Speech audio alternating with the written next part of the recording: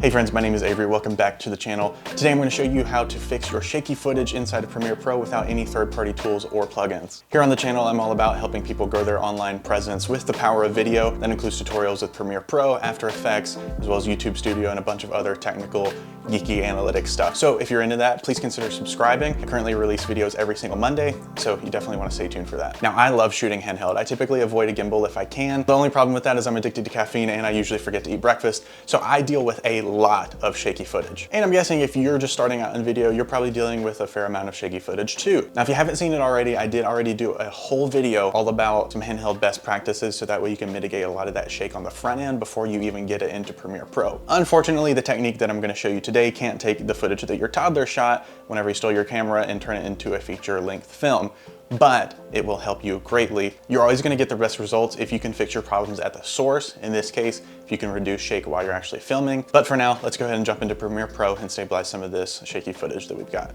Okay, so I've got some of this lovely handheld footage here. It's not terrible, but it's not great.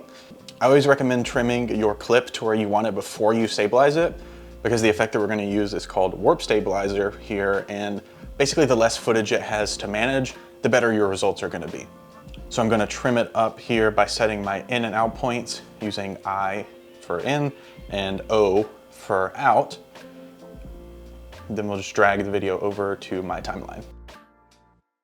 Now we're going to go over to our effects panel. If mine looks different and you can't find yours, just go up to Window and Effects and it will pull it up for you. Then we'll go to Video Effects, Distort, and locate Warp Stabilizer, and then you can drag that either directly onto the clip in the timeline or up here in the Effects Control panel. Also, instead of going through all these steps, you can just go down here to the search bar and search for Warp Stabilizer. Now it's automatically going to analyze and stabilize your footage. I rarely have to adjust any of the parameters other than stabilization, but you can play around with that and tweak some of those settings to your liking. Just remember, if you screw anything up, you can always just hit Command Z if you're on a Mac or Control Z if you're on a PC, and that'll just undo it back to the last step. Now we're just gonna play this back and see how it turns out.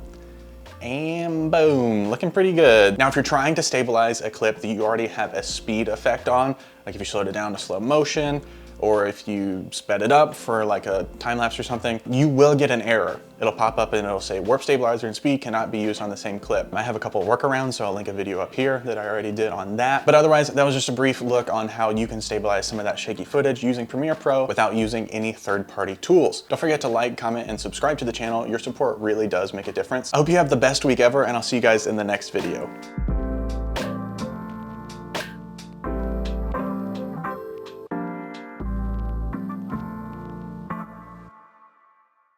Peace.